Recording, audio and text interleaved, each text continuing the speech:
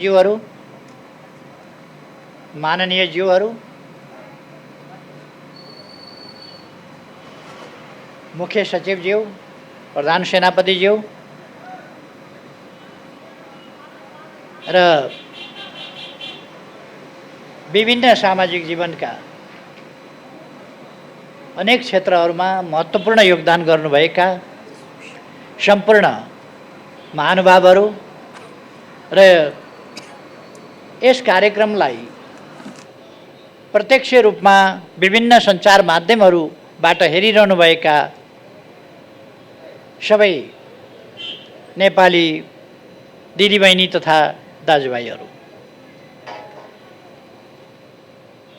धरहराको पुनर्निर्माण कार्य सम्पन्न भएको छ र आज पुनर्निर्मित भव्य धरहराको यस ठाउँमा उद्घाटन भएको छ। यति बेला यस घडीमा म धरहराको पुनर्निर्माण सम्पन्न भएको र पुनर्निर्मित धरहराको 20औं तल्लाबाट पुष्पवृष्टि गरेर यसको उद्घाटन गर्न पाउँदा अत्यन्तै खुसी लागेको छ। यसका बाँकी कामहरू योसँग प्रत्यक्ष सम्बन्धित नभए पनि यसै आयोजनाभित्रका कामहरू सकेसम्म छिटै सफलतापूर्वक सम्पन्न गर्न म सम्बद्ध सबै पक्षहरूलाई, मित्रहरूलाई आग्रह गर्न चाहन्छु, आह्वान गर्न चाहन्छु। यो निर्माण गर्ने काममा डिजाइनका कामदेखि लिएर यसको हरेक पाइला पाइलामा निरीक्षण गर्ने कामदेखि लिएर यसको समग्र निरीक्षण सुपरिवेक्षणका कामहरू गर्दै यो सफलताका बिन्दुसम्म ल्याइ पुर्याउने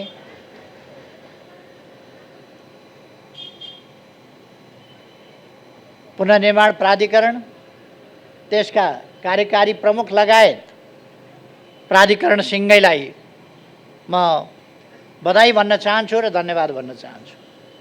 त्यसैगरी यसमा क्रियाशील रहनुहुने सम्पूर्ण इन्जिनियरहरू र अरू तमाम व्यक्तिहरू जसले दुःख मेहनत गरेर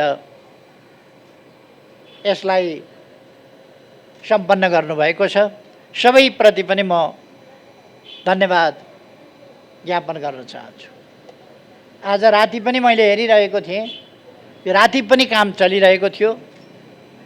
यसलाई लिप्ने, बढार्ने, पोत्ने अनेक कामहरू आज राति पनि देखाइराखेको मैले देखेको थिएँ। यसरी दिनरात नभनिकन यस काममा जुटेर यसलाई सफल बनाउने सबै धन्यवादका पात्र हुनुहुन्छ। यस काममा सहयोग पुर्याउने महानगरपालिका र स्थानीय तहका, प्रदेशका स्थानीय तहका सम्पूर्ण जनप्रतिनिधिहरू, यहाँका माननीय सांसद सबैलाई पनि म धन्यवाद भन्न चाहन्छु। उहाँहरूले अत्यन्तै राम्रो सकारात्मक योगदान गर्नुभएको छ। यो एउटा अत्यन्तै महत्त्वपूर्ण ऐतिहासिक काम हो। हाम्रो इतिहास, हाम्रो गौरव, यो गौरवको रूपमा नै यहाँ स्थापना गरिएको थियो र यस गौरवलाई प्रकृतिले पटक पटक ध्वस्त बनायो, पटक पटक यो पुनर्निर्माण पनि भयो। तर त्यति बेलाको प्रविधि त्यस्तै प्रकारको थियो र हामीले देखिहाल्यौँ। 72 साल वैशाख 12 गते एउटा त्रासदीपूर्ण र विनाशकारी भूकम्पले यसलाई फेरि डढायो। अघि नै हामीले सुन्यौँ, यस सन्दर्भमा यो ढल्नुसँगै लगभग 5 दर्जन मानिसहरूको ज्यान गएको छ। म उहाँहरूलाई स्मरण गर्दै अहिले पनि फेरि एकपल्ट श्रद्धासुमन अर्पण गर्न चाहन्छु। त्यति बेला त्यस दुर्घटनामा परेर पनि बाँच्न सबल भएकी चेलीलाई भर्खरै हामीले सम्मान गरेका छौँ। अरू निर्माण काममा जुट्ने साथीहरूलाई हामीले सम्मान गरेका छौँ। उहाँहरू सम्मान लायक हुनुहुन्छ र म उहाँहरूलाई फेरि पनि सम्मान भन्न चाहन्छु, जसले सम्मान प्राप्त गर्नुभएको छ। अरू पनि थुप्रै सम्मान प्राप्त गर्न योग्य योगदान गरेका व्यक्तिहरू हुनुहुन्छ, तर त्यसमध्ये छानेर हामीले सीमित गर्नु पर्यो सम्मान प्राप्त गर्ने व्यक्तिहरूलाई। स्वाभाविक हो कि सबैलाई सम्मान गर्न सम्भव पनि भएन र त्यसमध्ये अग्रणी भूमिका खेल्नेहरूलाई हामीले सम्मान अर्पण गरेका छौँ। हामीले धरहराको पुनर्निर्माण एउटा नेपालको गौरव, काठमाडौँ चिनिने एउटा काठमाडौँको परिचय, नेपालको परिचय, नेपालको गौरव र यससँग एउटा इतिहास पनि जोडिएको छ। यसरी हामीले यसलाई ढलिरहन दिनु हुँदैन थियो र यसमा यद्यपि मैले 72 साल फागुन 4 गते सुरु गरेको मै बनाउँछु मेरो धरहरा अभियान अन्तर्गत हरेक नागरिकले आफ्नो तर्फबाट गर्ने योगदानबाट नै हामी धरहरा बनाउँछौँ भन्ने अभियान थालेको थिएँ। तर त्यो अभियान त्यस रूपमा अगाडि जान सकेन। त्यसका कारणहरूतर्फ म जान चाहन्न, तर जान सकेन। तर पनि फेरि हामीले अर्को अभियान सञ्चालन गर्नु पर्यो, तर त्यो अभियानको अंश र मात्रा यसमा जोडिएको छ। अर्थात् त्यस अभियान अन्तर्गत तत्कालै मैले घोषणा गर्ने बित्तिकै केही व्यक्तिहरूले सहयोग गर्नुभएको थियो। त्यसै स्थानमै सहयोग गर्नुभएको थियो र मैले अहिले नाम बिर्सेँ, उहाँले बताउनु भएको थियो। उहाँले तत्काल 1000 रुपियाँ दिएर सुरु गर्नुभएको थियो, एकजना व्यक्ति त्यहाँ उपस्थित भएको सर्वसाधारणले। त्यहाँबाट त्यसको अभियानको सुरु भएको थियो र सायद 36 करोड जति रुपियाँ त्यसमा उठ्यो होला। 24 करोड रकम उठेको रहेछ। जे होस्, देशभित्र र बाहिर रहेका थुप्रै नेपालीहरूको 24 करोड यसमा सहयोग पनि परेको छ। अर्थात् जनताका विभिन्न सहयोगका सहभागिताका आयामहरू छन् यसमा, भावनाका आयामहरू छन् यसमा। अघि नै साथीहरूले भन्नुभयो, हामीलाई किन धरहरा भाँचिँदा मन भाँचिन्छ, धरहरा ढल्दा किन हामी आफै ढले जस्तो लाग्छ र धरहराको भग्नावशेष हेर्दा आफ्नो इतिहास नै एउटा खण्डहर भएको जस्तो लाग्छ र किन हामी धरहरा उठ्दा आफै फेरि बौरिएर उठे जस्तो लाग्छ। यो हाम्रो भावनासँग जोडिएको छ, हाम्रो गौरवसँग जोडिएको छ, हाम्रो अतीत र इतिहाससँग जोडिएको छ। त्यसै कारण यसलाई उस्तै देखिने गरी हाम्रो नारा नै थियो, अझ राम्रो बनाउने, बिल्ड बेटर। त्यो नारा हाम्रो थियो, अझ राम्रो बनाउने। र मैले पुनर्निर्माणका कामहरूमा अथवा निर्माणका कामहरूमा भन्ने गरेको छु, भरसक हाम्रो इतिहास झल्कियोस्, हाम्रो विगतको गौरव झल्कियोस् र आजको आधुनिकता पनि टल्कियोस्। इतिहास झल्किने, आधुनिकता टल्किने, त्यस प्रकारको धरहरा र आधुनिक सामग्रीहरू प्रयोग गरेर अब नभत्किने खालको धरहरा। त्यसका लागि सुरुदेखि नै यसको क्षेत्रफल कति हुनुपर्छ, यसको जग कसरी निर्माण गर्नुपर्छ देखि लिएर मैले एउटा अवधारणा प्रस्तुत गरेँ र मलाई खुसी लागेको छ। त्यस अवधारणालाई, यसको बेसमेन्ट सम्बन्धी अवधारणा, अरू कुराहरू सम्बन्धी अवधारणा, यसको क्षेत्रफल सम्बन्धी अवधारणा, सुन्धारा सम्बन्धी अवधारणा, गाडीको पार्किङ सम्बन्धी अवधारणा र यो पुरानोलाई संरक्षण गर्ने, भग्नावशेषलाई संरक्षण गर्ने कसरी भन्ने कुराको अवधारणा, ती सब कुराहरू मैले अगाडि बढाएको थिएँ र त्यसलाई पुरातत्व विभाग लगायत डिजाइनरहरूले ती सबै कुराहरूलाई ध्यानमा राखेर गरिदिनु भयो। त्यसकारण मलाई अत्यन्तै खुसी लागेको छ कि ती अवधारणाहरू अनुरूप नै हामी अगाडि बढ्न सक्यौँ। त्यसले गर्दा भव्य धरहरा, बलियो धरहरा, सुन्दर र आकर्षक तर मजबुत धरहरा। पहिलेको धरहराभन्दा यो 22 मिटर, यो पछिल्लो होइन, पहिले निर्माण गर्दा सुरुमा 11 तले हुँदाखेरि जति थियो 62.88 मिटरको थियो त्यस बेला। तर 62.88 मिटरको ठाउँमा अहिले कति 83 दशमलव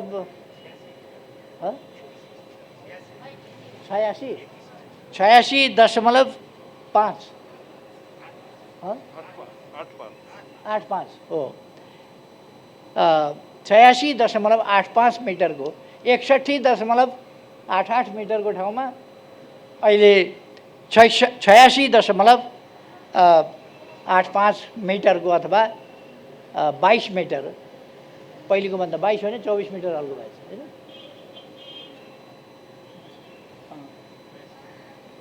जे होस्, पहिलेको भन्दा 25 मिटर अल्गो रहेछ र मजबुत छ यो। यसको जग, यसको बनावट, यसमा प्रयुक्त मेटेरियल सबै हिसाबले यो मजबुत छ। यो खुसीको कुरा हो। यससँगै हामीले अरू थुप्रै निर्माणका कामहरू गरेका छौँ।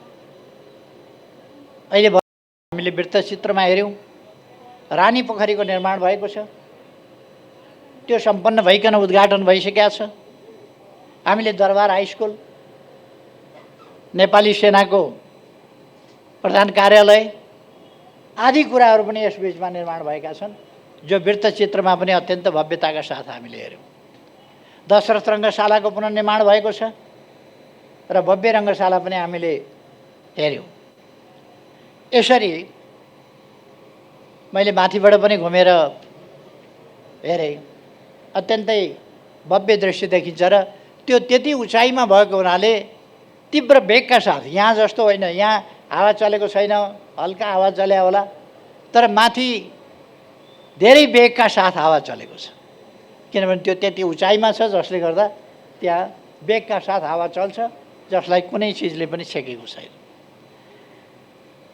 मलाई अलिअलि आइफल टावर चढ्दाको स्मरण भयो। आइफल टावर चढ्दा माथि पुगेपछि उदम हावा चल्छ। यसमा पनि मान्छेले जहिलेसुकै जस्तोसुकै गर्मीको मौसममा चढ्यो भने पनि त्यहाँको चिसो हावाले बेग्लै प्रकारको आनन्द दिने गरी यो निर्माण भएको छ। पुनर्निर्माणका अनेक कामहरू हामीले असाधारण ढङ्गले व्यक्तिगत आवासहरू निर्माण गरेका छौँ, स्कुलहरू, अस्पतालहरू निर्माण गरेका छौँ, अरू कामहरू भएका छन्। र यस बिचमा यी 3 वर्षहरू नेपालको इतिहासमा विकासको तीव्र गतिको एउटा रफ्तारको र त्यसै अनुसारको परिवर्तनको यो अवधि रह्यो। यी 3 वर्षहरूको अवधि रह्यो। यो अवधि पुनर्निर्माणको अवधि, निर्माणको अवधि, विकासको अवधि, परिवर्तनको अवधि, थुप्रै पक्षहरूमा, थुप्रै क्षेत्रहरूमा यो विकासको अवधि रहेको छ। यति बेला म कोभिड-19ले हामीलाई अगाडिदेखि नै थिल्थिल्याउँदै लग्यो। गएको वर्ष पूर्ण रूपमा हामी कोभिड-19बाट हाम्रो सामाजिक जनजीवन, हाम्रो अर्थतन्त्र र हाम्रा विकास निर्माणका कामहरू, पुनर्निर्माणका कामहरूमा समेत गत वर्ष प्रतिकूल असर पर्यो। तर पनि हामीले हिम्मत हारेनौँ। कोभिडकै बिचमा कामलाई तीव्रता दियौँ। रानी पोखरी निर्माण भयो, अरू कामहरू सम्पन्न भए, धरहरा सम्पन्न भयो कोभिडकै बिचमा। अर्थात् कोभिड भयो भनेर हामी निराश भएर बसेनौँ। कोभिडको सम्बन्धमा अपनाउनु पर्ने सतर्कता अपनाउँदै हामीले निर्माणका कामहरूलाई अगाडि बढायौँ। यति बेला म त्यस त्रासदीपूर्ण दुर्घटनाबाट नेपालभरिमा जुन क्षति भयो त्यो अत्यन्तै दुःखद छ।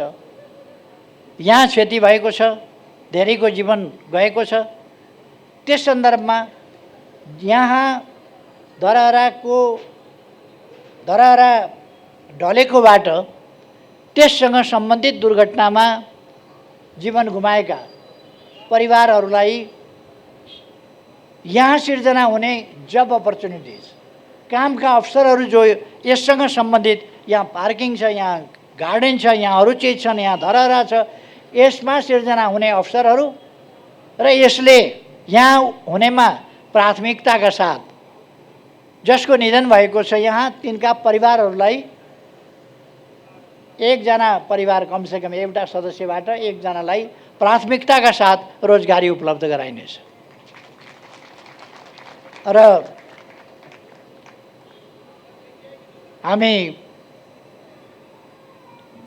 बाँचेकाहरूलाई हामीले सम्मानित गरेका छौँ, सम्मानित गर्नेछौँ।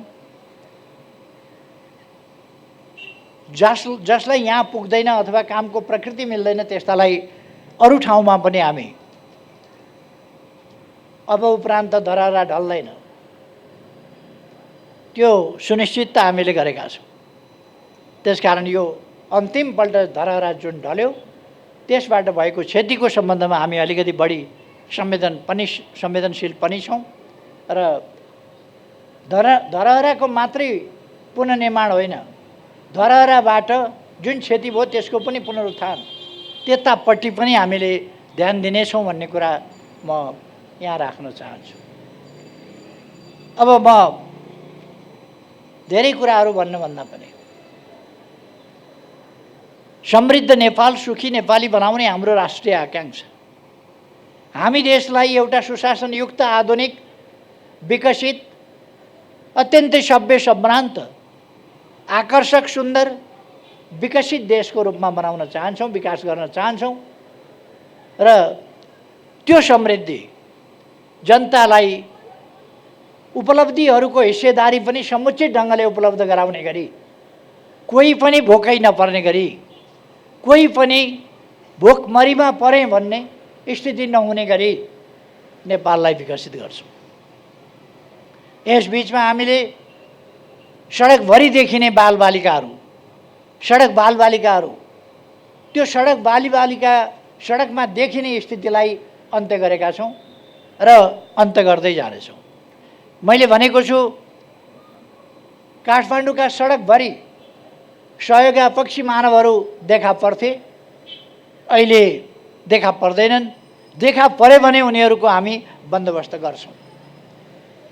त्यसर्थ यो 2078 साललाई हामीले विभिन्न ढङ्गले अनेक कुराहरू नयाँ घोषणा गरेका छौँ। 2078 साल सडक बालबालिका मुक्त, सडक सहयोगापक्षी मानव मुक्त र सडक भिखारी मुक्त नेपाल हुनेछ। सिँगै नेपाललाई हामी 78 सालभित्र सडक बालबालिका मुक्त, भिखारी मुक्त र सहयोगापेक्षी मानव मुक्त, कोही पनि अलपत्र हुन पाउँदैन यहाँ, किनभने यहाँ अभिभावकत्व लिने सरकार छ। जो दुखी छ, जो गरिब छ, उसको दुःख, उसको गरिबी, उसका समस्याहरू समाधान गर्ने सरकार छ। यति बेला म नेपाली जनतालाई, सम्पूर्ण दिदीबहिनी दाजुभाइहरूलाई आग्रह गर्न चाहन्छु, देश हामीले बनाउने हो, हामीले बनाउने हो देश, र हामी बनाउन सक्छौँ। हामी सहयोगापेक्षी भएर बस्ने होइन, हामी कर्मठ भएर बस्ने हो। नेपाली जाति भिखमङ्गा हुन सक्दैन। दान गर्ने दाता जाति हो, भिखमङ्गा होइन। त्यसकारण यसलाई दाताको हैसियतमा उठाउन हामीले आफ्नो ठाउँबाट प्रयास गर्न जरुरी छ।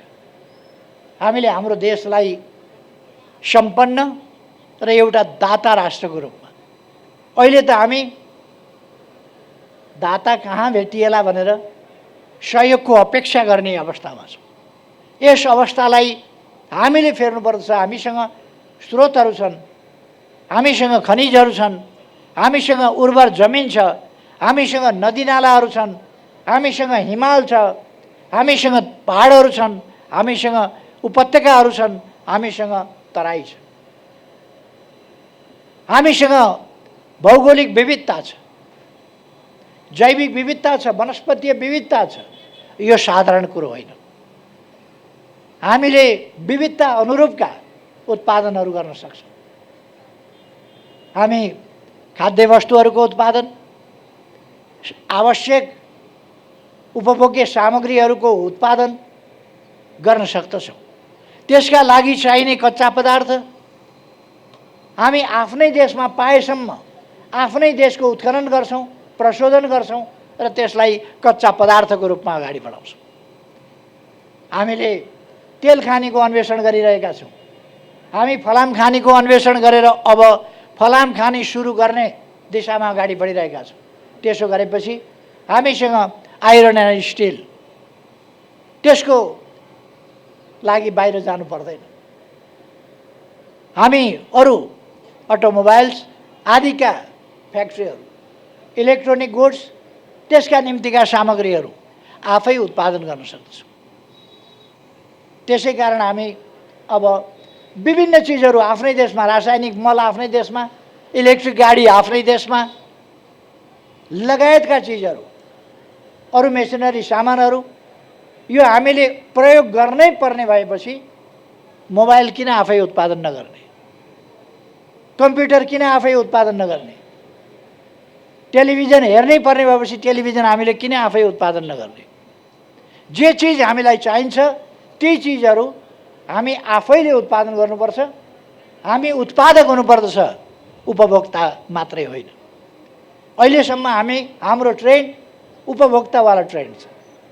हामी जे पनि उपभोक्ताको रूपमा उपभोग गर्छौँ, बाहिरबाट आयात गर्छौँ, दुःखले कमाएको पैसा बाहिर पठाउँछौँ, अरूको बजार बन्छौँ, आफ्नो सामान उत्पादन गर्न सक्दैनौँ। यो स्थितिको अन्त्य गर्नुपर्छ। यो स्थितिको अन्त्य गर्नका लागि नै सरकार लागेको छ र यसका नतिजाहरू देखा पर्न थालेका छन्। हरेक क्षेत्रमा अत्यन्तै तीव्र गतिका साथ काम गरिरहेका छौँ। आज बिहान मात्रै हामीले वीरेन्द्र सैनिक अस्पताल, त्यस ठाउँमा अर्को 750 बेडको आधुनिक सुविधा सम्पन्न भव्य अस्पतालको शिलान्यास गऱ्यौँ, जहाँ आकस्मिक रूपले आइपर्ने समस्याहरू, अप्ठ्याराहरू 6000 सम्मलाई सम्बोधन गर्न सक्ने, उपचार गर्न सक्ने गरीका 6000 थपलाई उपचार गर्न सक्ने र नियमित रूपमा 750 बेडको स्तरीय विभिन्न विधाहरूमा उपचार गर्न सक्ने त्यस प्रकारको अस्पतालको शिलान्यास हामीले गरेका छौँ। हामीले शिक्षाको क्षेत्रमा विश्वविद्यालयहरू, विद्यालयहरू, महाविद्यालयहरू, अरू विभिन्नको पुनर्निर्माण र निर्माणका कामहरू गरिरहेका छौँ। अस्ति भर्खर मात्रै हामीले 6 अरब भइरहेका विद्यालयहरूको सुविधा, त्यसमा 6 अरब रकम खर्च गर्यौँ। अस्ति भर्खर मात्रै हामीले हरेक पालिकामा पुग्ने गरी कमसेकम हरेक पालिकामा पुगुन् त्यसरी 396वटा अस्पतालहरू निर्माण सुरु गरेका छौँ। साना अस्पतालहरू, खास गरी 5 शय्यादेखि 10 र 15 शय्याका अस्पतालहरू, ताकि ती प्रारम्भिक सुविधाहरू, प्राथमिक उपचारका सुविधाहरू आदि कुराहरू ती ठाउँहरूमा पुगुन्, डाक्टर सहितको सुविधा त्यहाँ उपलब्ध हुन सकोस्। यसका लागि हामीले कामहरू सुरु गरेका छौँ। अहिले हामीले गरेका विकासका कामहरू, हामीले गरेका नयाँ नयाँ कुराहरू, नयाँ नयाँ चिजहरू के हामीले गऱ्यौँ त्यो सबैको फेरिस्त यहाँ प्रस्तुत गर्न लागिरहेको छ। तर हामी एउटा मात्रै होइन, एक क्षेत्रमा मात्रै होइन, अनेक क्षेत्रमा बाटा घाटा, पुल, पूर्वाधार, विद्युत, खानेपानी यहाँहरूलाई थाहा छ।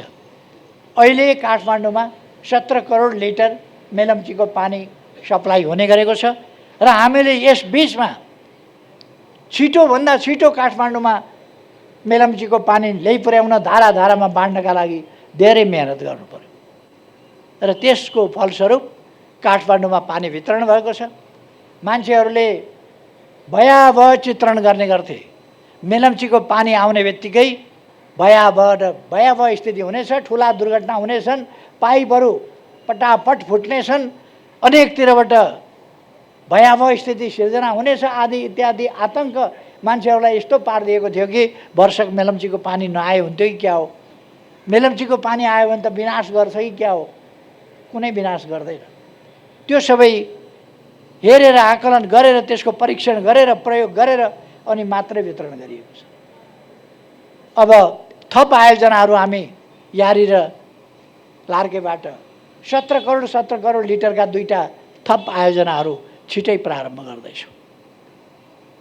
तराईका सिँचाइका कामहरू, भेरी बबई डाइभर्सनका काम, सुनकोशी मरिन डाइभर्सनका काम, यी कामहरू अगाडि बढिरहेका छन्। अर्थात् यस्ता थुप्रै विकास निर्माणका काम भएका छन् जसमा मैले धेरै केही भन्नुपर्ला जस्तो लाग्छ। त्यसकारण आज यो धरहरा, पुनर्निर्मित धरहरा उद्घाटन गरेर धरहराको फेदमा हामी, पुनर्निर्मित धरहरा, भव्य धरहराको फेदमा हामी यो कार्यक्रम मनाइरहेका छौँ। यति बेला म काठमाडौँवासी र सम्पूर्ण नेपाली दाजुभाइ दिदीबहिनीहरूको जुन गर्वानुभूति छ, खुसियाली छ, त्यसमा सरिक हुन चाहन्छु। आज अवश्य नै काठमाडौँवासीहरूले यस खुसियालीमा दीपावली गर्नुहुनेछ भन्ने मैले विश्वास लिएको छु। कमसेकम हामी आफ्ना घरमा दीपावली गर्न सक्छौँ। दीपावली गरौँ भन्ने आग्रह गर्न चाहन्छु। यो खुसीको क्षण हो। आज अर्को एउटा ऐतिहासिक दिन हो। दरबार हत्याकाण्डपछि फेरि बनेको निरङ्कुश राजतन्त्र, त्यसले जनताका अधिकारहरू खोसेर एउटा निरङ्कुश अन्धकार युगतिर नेपाललाई फर्काउन खोजेको थियो। नेपाली जनताका सचेत प्रयासले आजकै दिन 15 वर्ष अगाडि 63 साल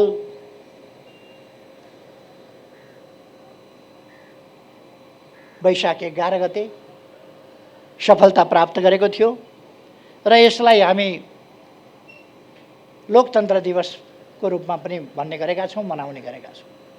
यस लोकतन्त्र दिवसको सन्दर्भमा पनि म सम्पूर्ण नेपाली दाजुभाइ दिदीबहिनीहरूमा हार्दिक बधाई भन्न चाहन्छु, धेरै धेरै शुभकामना भन्न चाहन्छु। लोकतन्त्र सुदृढ हुँदै गएको छ। लोकतन्त्रलाई कमजोर पार्न खोज्ने दक्षिणपन्थी प्रतिक्रियावादी शक्तिहरू कमजोर हुँदै गएका छन् र विभिन्न प्रकारले देश, जनता, विकास, समृद्धि, जनताको सुखसँग मतलब नभएका स्वार्थमा तल्लीन तत्त्वहरू छटपटाइ पनि रहेका छन्। यसमा चिन्ता गरिरहनु पर्दैन। म सम्पूर्ण दाजुभाइ दिदीबहिनीहरूलाई भन्न चाहन्छु, हामीले हाम्रो देश विकास गर्ने हो, समृद्ध बनाउने हो र नेपाली जनतालाई सुखी बनाउने हो। यसका निम्ति आफ्ना ठाउँबाट हामी इमान्दारिताका साथ जुटौँ। धरहरा निर्माण हुँदो रहेछ भयो, रानी पोखरी निर्माण हुँदो रहेछ भयो, मेलम्चीको पानी ल्याउन सकिने रहेछ आयो। यी सबै कामहरू हामी गर्न सक्दा रहेछौँ। अब अगाडिका कामहरू, समृद्धिका निम्तिका हाम्रा प्रयासहरू पनि सफल हुन सक्छन्। सफल पार्दै हामी अगाडि बढ्न सक्छौँ। हामीले बृहत्तर टुँडिखेल क्षेत्र, धरहरा लगायत, घण्टाघर लगायत, रानी पोखरी लगायत टोडी खेल क्षेत्रको, भृकुटी मण्डप लगायतको क्षेत्रको कस्तो खालको चाहिँ भोलि डिजाइन बनाउँछौँ भन्ने कुरा यो 2-3 वर्ष कतिभित्र हामी सक्छौँ यसलाई। त यो पनि डिजाइन अघि प्रस्तुत भएको थियो। म खुसी व्यक्त गर्न चाहन्छु र यो सन्देश पनि खुसीको दिन भन्न चाहन्छु कि काठमाडौँ एउटा नयाँ स्वरूपमा विश्वका मानिसहरूलाई आउँ भ्रमण गरौँ काठमाडौँ जस्तो लाग्ने गरी र फर्किँदाखेरि एकपल्ट भ्रमण गर्नु काफी छैन, फेरि आउनुपर्छ भन्ने एउटा आउटगोइङ भिजिटर्स नोटबुक राखिदियो भने उनीहरूले त्यहाँ त्यो लेख्नेछ। त्यस्तो काठमाडौँ बन्दैछ, त्यस्तो नेपाल हामी बनाऊँ, यही आग्रहका साथ आजको यस खुसियालीमा सबैसँग म खुसी सेयर गर्दै आफ्नो भनाइ टुङ्ग्याउँछु। धन्यवाद। पुनर्निर्मित धरहरा समुद्घाटन समारोह